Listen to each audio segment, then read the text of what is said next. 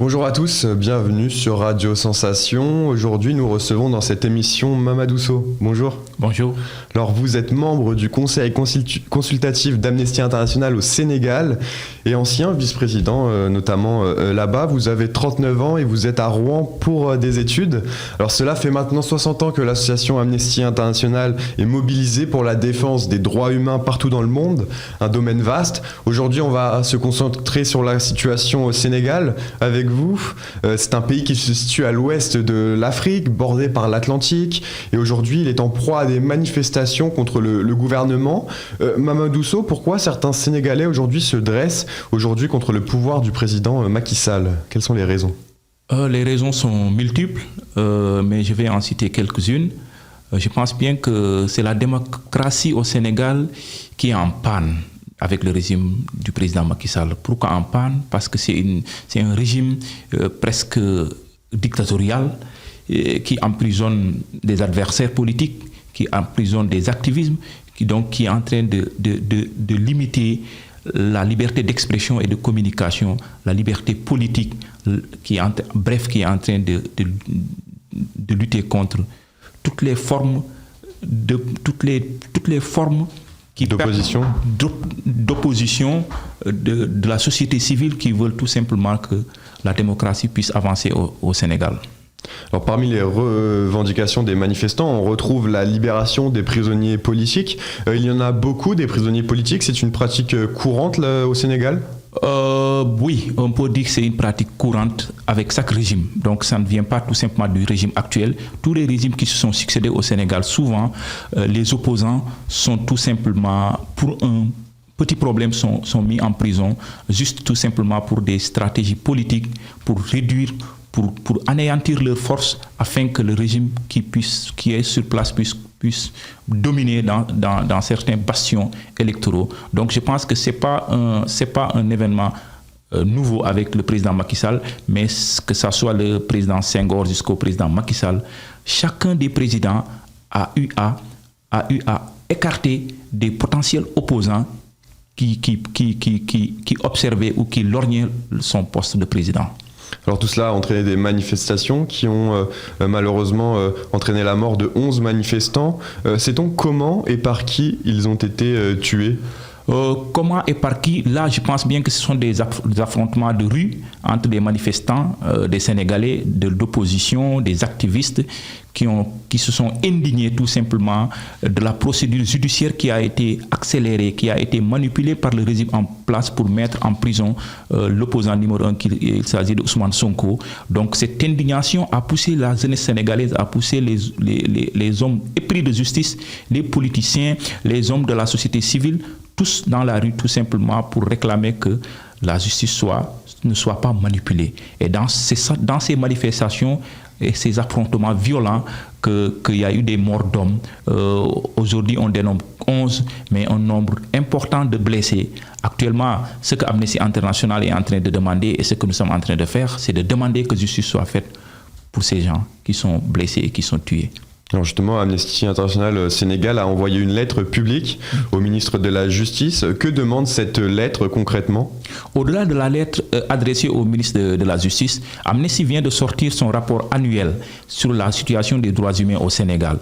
Et dans ce rapport et même dans la lettre, ce que nous demandons, c'est que la justice soit faite et que les enquêtes soient diligentées et que les responsables soient punis, traduits devant la justice et qu'il n'y ait pas de favoritisme, qu'il faut arrêter cette justice à deux vitesses. S'il s'agit des forces de sécurité, la justice est lente. S'il s'agit des Sénégalais lambda, la procédure judiciaire est respectée. Donc Amnesty International dénonce toutes les formes de bavures policières qui s'opèrent durant ces manifestations et qui ont occasionné ces nombres incalculables de blessés et cette dizaine de décès. Et la faute des blessés, elle vient d'où? Elle vient d'en haut? Elle vient du pouvoir? Ou elle vient des bavures policières, de la police notamment? Actuellement, ce sont les forces de sécurité. Même si on voit dans les images qui se sont passées, il y avait d'autres personnes qui n'avaient pas d'insigne, d'insigne qui montraient qu'ils faisaient partie des forces de sécurité,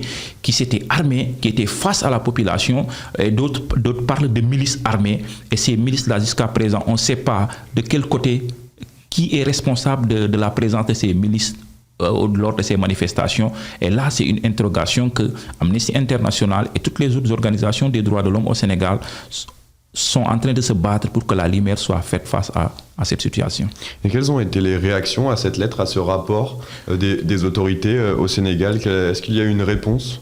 La réponse, elle est toujours négative. À chaque fois qu'Amnesty International Sénégal sort un rapport, la première chose, c'est qu'avant même qu'il ne pénètre, qu'ils puissent lire le rapport, les autorités sont allergiques au rapport d'Amnesty International. Donc, ce sont des gens qui sont réfractaires à des observations, à des commentaires. Et ce que Amnesty International publie souvent, ce sont des réalités, c'est suivi d'enquêtes sur le terrain avec des témoignages, des témoignages recueillis qui nous permettent de produire un rapport. Donc, à chaque fois qu'Amnesty parle, à chaque fois qu'Amnesty produit un rapport ou une communiqué ou fait une lettre, c'est sur des bases légales et avec des preuves palpables que nous communiquons. Mais malheureusement, c'est des communications qui sont toujours décrédibilisées, changeant tout simplement la direction et orientant les populations sur d'autres critiques sur Amnesty International, alors que tel n'est pas le cas.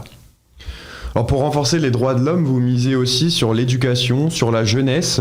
Certains lycées au Sénégal sont entrés dans le dispositif des écoles amies des droits humains. Oui. Qu'est-ce que cela signifie? Donc c'est l'autre face importante d'Amnesty International qui n'est pas tout simplement de dénoncer. Amnesty International participe dans l'éducation des droits humains, c'est ce qu'on appelle EDH. Et à travers cela, Amnesty International a un projet qu'on appelle École Amie des droits humains. Cette École Amie des droits humains au Sénégal depuis plus de 10 ans. Actuellement, nous avons 6 écoles Amies des droits humains. Moi-même qui vous parle, je suis coordinateur de cette École Amie des droits humains dans le collège où j'enseignais, au collège Guy de Tambacounda. C'est un projet qui vise à installer la culture des droits humains dans les écoles à travers des séances de formation à l'endroit des élèves, des enseignants, des parents d'élèves sur les droits humains, sur la culture de la paix, de la solidarité.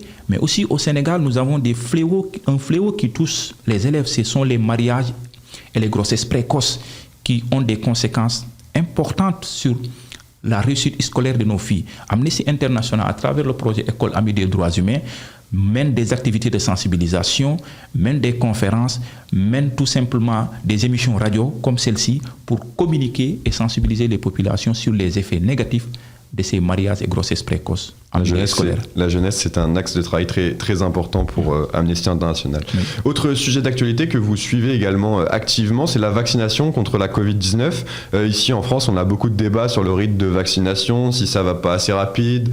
Une pétition, elle était lancée au Sénégal appelant à la non-discrimination et à prioriser la vaccination pour les personnes vulnérables et les soignants.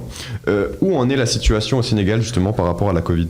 Elle avance par rapport à la Covid. Contrairement en France, le Sénégal, là, le nombre de vaccins évolue parce que tout simplement, il y a une stratégie de communication qui a été menée par le gouvernement.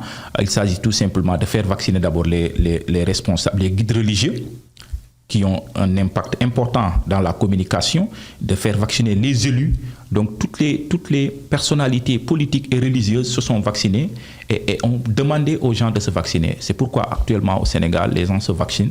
Et je pense bien que beaucoup de gens ont pris leur première dose. Il s'agit des agents de la santé, des personnes vulnérables, mais les autorités religieuses et politiques aussi se sont vaccinées. Et là, la cadence est en train de suivre le pas, contrairement à la France où les gens sont un peu réticents. Voilà. Mais au Sénégal, comme partout ailleurs, au début, les gens étaient réticents. Mais là, les gens ont compris la nécessité de se protéger à travers le vaccin, parce que c'est la seule solution qu'on a pour le moment face à cette pandémie. Alors on pense souvent ici en France que les pays africains ne sont que très peu touchés par la Covid. Comment le Sénégal a-t-il fait face à la situation ?